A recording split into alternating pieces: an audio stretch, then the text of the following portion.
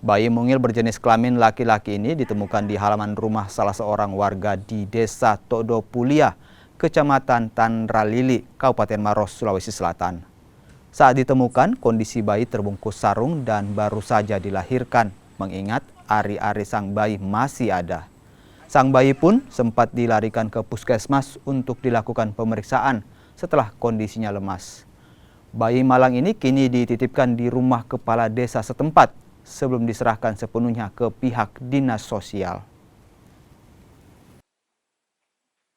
Dia mendengar gonggongan anjing, kemudian dia keluar, melihat seseorang naik motor, kemudian kembali ke dalam ke rumahnya, mendengar anak bayi menangis, kemudian dia ngecek ke rumah anaknya, disangka cucunya menangis, ternyata bukan.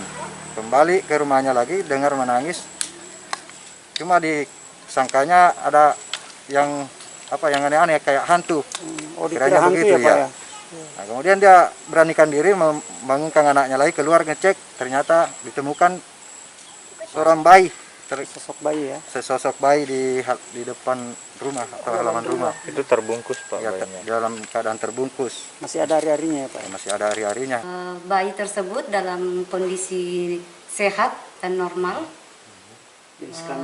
Jenis kelamin laki-laki dengan berat badan 3 kilo dan panjang itu 48. Akan diambil alih oleh dinas sosial. Jadi dalam